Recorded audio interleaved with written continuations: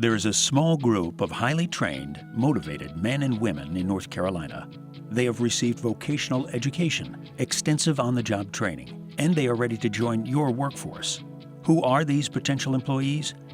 They are ex-offenders who utilize their time in prison to modify their behavior, learn new skills, and improve their chances for successful re-entry back to your communities.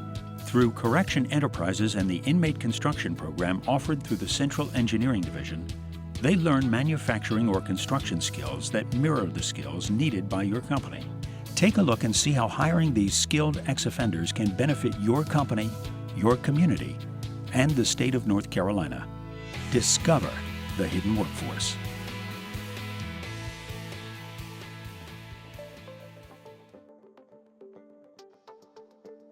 Correction Enterprises and another program called the Inmate Construction Program are the premier job training programs for inmates within the Department of Correction. Those two training programs train inmates in a manufacturing environment, a service environment, and a construction environment. Usually about 6,000 hours or more of on-the-job training to make sure that those inmates who are trained in our programs for at least 6 months or more are ready to go to the working world when they are released from incarceration. If we have them for 5 years, for example, we may put them into a Department of Labor certified apprenticeship program. When they graduate from those types of programs, then they're certified as a journeyman apprentice in many different trades, and they can take that certification out to an employer and show him the Department of Labor has shown that I can do this job at a journeyman level. One of the barriers that a lot of ex-offenders have when looking for work is the lack of education, experience, and training. And when they have an opportunity to get training and get work experience while they're incarcerated, it helps them to come out better equipped to serve and work for employers. And it gives the employers more confidence that they've developed a work ethic and have an understanding about the work environment.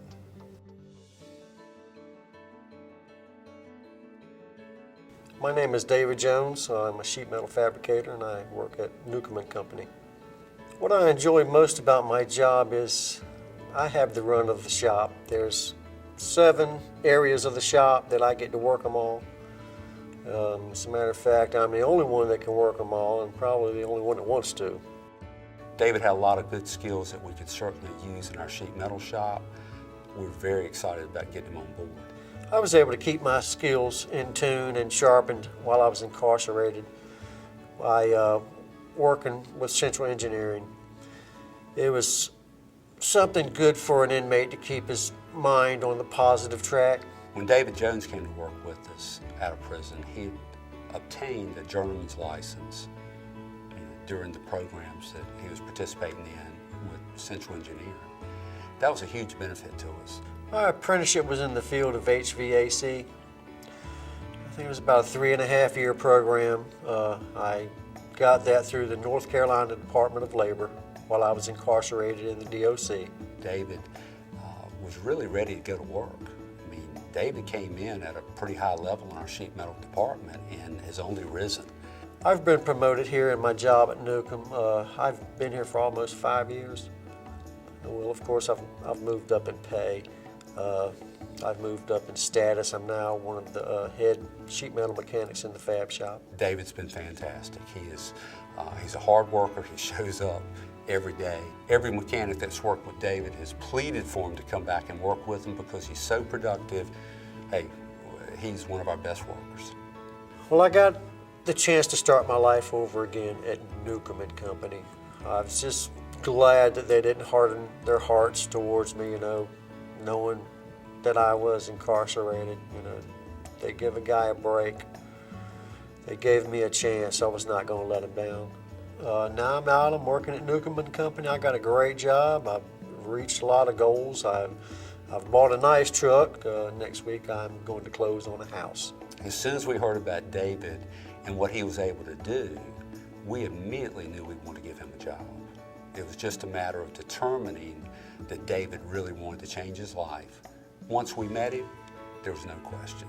His skills that he'd obtained in prison, his journeyman's license, the things that he knew how to do that he learned in prison were fantastic.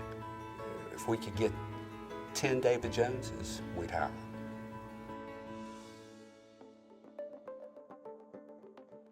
The Work Opportunity Tax Credit provides a tax credit to employers who hire people from a number of different categories of hard-to-place individuals, including ex-felons. And an employer who hires an ex-felon can be entitled to up to $2,400 in tax credits for hiring that person and giving them a chance to work. I know some employers have hired 10, 15 ex-felons in a year, and they're looking at $24,000, $36,000 worth of tax credits. So the potential is there. But even for a smaller employer who just hires one person, $2,400 can make a big difference. So federal bonding provides a bond, basically insures the employer against any dishonesty or theft or larceny, embezzlement on the part of that employee that they've hired. And it's a real simple process. There's no paperwork, no deductible, no cost to the employer or the employee. All they need to do, the employer would contact a local ESC office, give them some basic information about the person they're hiring, when that person's going to start, and we can get the bond issued pretty much overnight for them to go to work.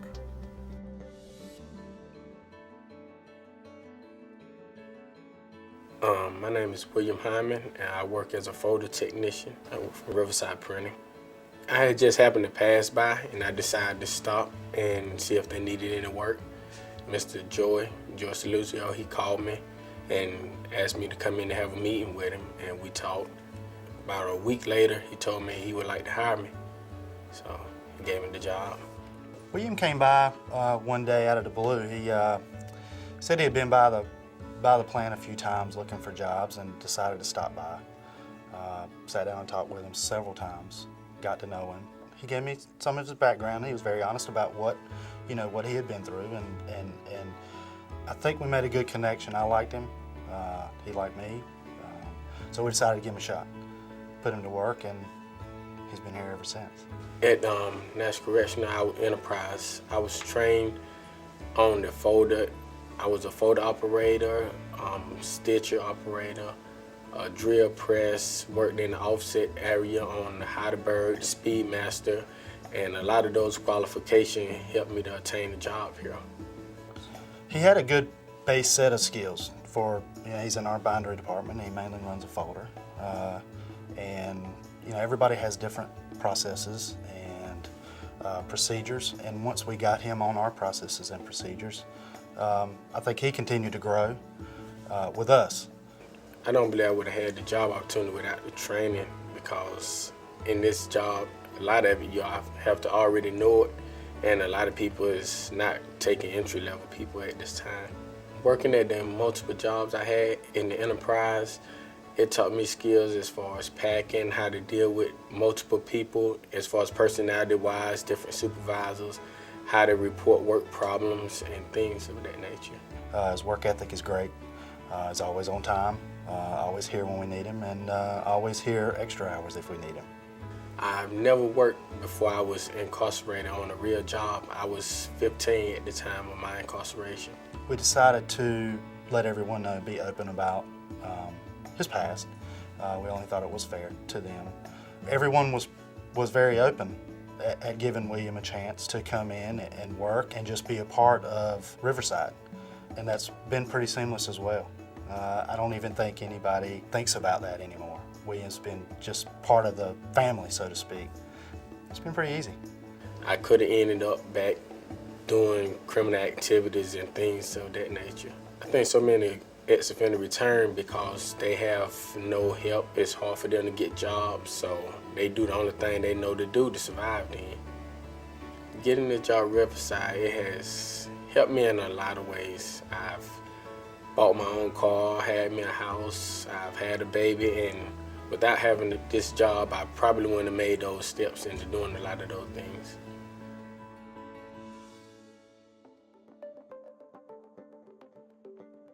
In the Department of Correction and nationally right now, it costs between $25,000 and $40,000 a year to incarcerate offenders. So it is very expensive to incarcerate an offender, and if they're incarcerated with us and get out, if they come back again, that's another $25,000 a year. So we want to reduce the recidivism rate. Well, we know when an ex-offender finds employment, he is 3 times less likely to recidivate than one who doesn't. And so we know right away it provides safer communities for us, because someone who's busy working and becoming a responsible citizen and a tax-paying citizen is a lot safer person to have out in our community. Everybody wins that way.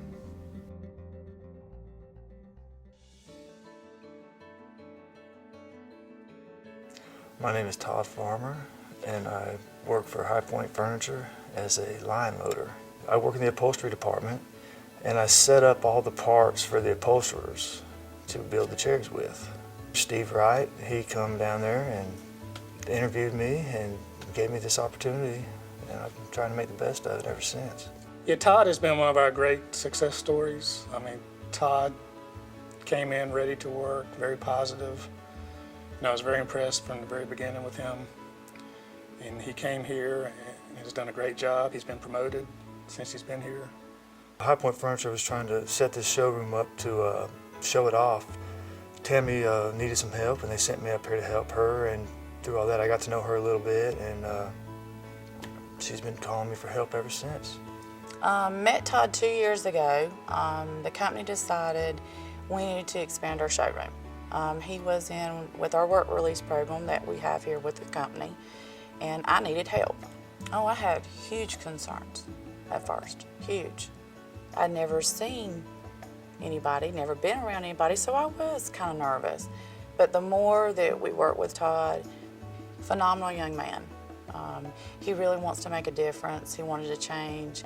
He's done a huge part out on our production floor, really became a key member of getting our production through every day and being able to meet the customer's needs. Yeah, the ex-offenders come in, most of them are very prepared to work. What I've really noticed is they're very appreciative of getting a job, more than the regular public, it seems like. They're very proud of what they do. So. Well, it gave me a start. I mean, it helped me tremendously. I had a job to go to. I met some people here that offered me an apartment to rent, and that worked out great, and I had a job, and it's just hit the ground running, I guess. He's a hard worker. He wants to learn. And through the whole course, the only thing he ever said was, I just need a chance. I just need to show people that I can make a difference and I want to change. My life's been better because I don't have any problems really. I have a normal life. I get up, I go to work, go to school at night. I'm doing good. And none of that would have happened probably so quickly if I wouldn't have gotten this job.